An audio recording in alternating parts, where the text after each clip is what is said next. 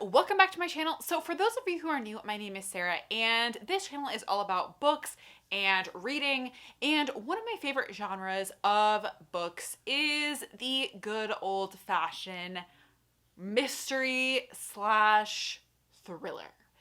And in this video I'm going to be talking about 5 things that I think are things that just can really help a mystery or a thriller shine, and some of my favorite things that I love about mysteries and thrillers, especially when it's done really well. So here we go. So the first thing that I have to put as number 1 is a good plot twist. So what is a good plot twist? Like, what makes a plot twist good? Kind of how I think about it is I think there's kind of 2 ends on the spectrum. One side is the plot twist that you completely see coming, is super obvious, like every clue leads up to the plot twist, and this is kind of like an absence of a plot twist, okay? And then I think on the other side of the spectrum is something that is just completely out of left field, that has nothing to do with the story. Like, it's kind of as if, like, oh, you know, Susie is found dead in the garage, and then at the end we find out it's actually, you know, alien abduction and something completely bonkers that happens. There's like no clues or anything leading to the fact that it could be aliens, and afterwards you're like, yeah, that doesn't make any sense, I still don't get it.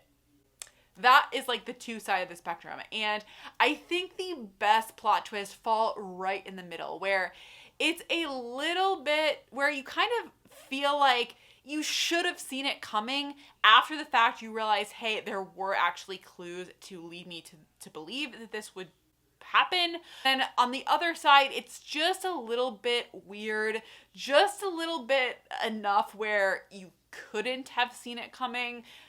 That is the perfect plot twist, and that's the first thing I love when it is done well in a mystery and a thriller. Okay, so the second thing that I love is a super fast pace. And tag onto that, I love when there are really short chapters. I think for me, when they're short chapters, I don't like I feel like the actual pacing could be the same, but for some reason I just feel like it's happening faster. And I think part of that is the fact that when they're shorter chapters, I feel more inclined to pick the book up and read it, because I know that even if I just have 5 minutes to spend on the book, I can make progress and make it through a whole chapter. And so I feel like with short chapters, even if the pacing is the same, I end up getting through the book faster, especially with thrillers. But I also love it when the actual pacing is fast, like when stuff is constantly happening, and you know, like if I pick up this book for like 30 pages, 40 pages, like something is gonna happen and there's progress that's going to be made. So that is always something that I love in a good mystery or a thriller. So for me, number 3 is a good balance between plot and character development. I hear a lot of people say, like, this book is plot driven or this book is character driven. And I think, you know, most thrillers do kind of fall to one side of the spectrum, but I think it's a little bit of a false dichotomy. I think a good thriller can have both. I think when a book has a balance where the plot is really good, there are good plot twists, the plot has a good pace, but we still have some good character development, I think that kind of makes a perfect thriller or a perfect mystery.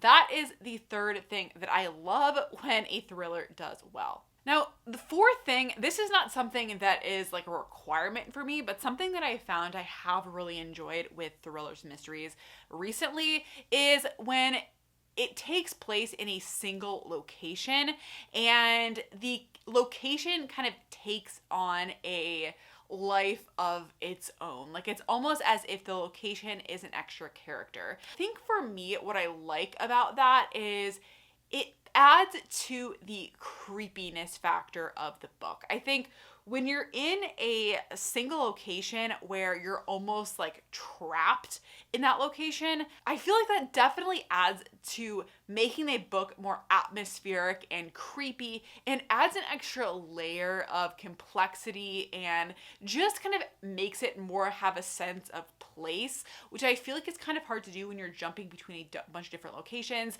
Also, as I said, kind of that feeling of being trapped in a location where you can't escape adds an extra layer of creepiness and just adds to a sense of impending doom that I think is harder to achieve when you're in a bunch of different locations. So that's number 4. Finally, number 5 is just a creepy atmospheric writing style. I love it when thrillers just have a sense of creepiness where the writing style is just a little bit weird, like just a little bit. I don't like it when it's too much, but when it's just a little bit weird where there's an extra creepiness where it just makes it more atmospheric, more creepy.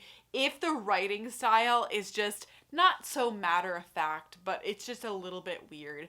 And I think an example of this is The Silent Patient by Alex Michaelides, I think is how you say it. I think that book did a really great job at having a super creepy writing style. Personally, I think it kind of flopped on some of the other things on that list, but I think in terms of the writing style, it was great. So that is number 5. Let me know if you can relate to any of these, and let me know if you disagree with any of these things. I would love to know what you guys think. And if you like videos about mysteries, thrillers, and all kinds of book related content, then check out my channel for more. And that's it. Bye guys.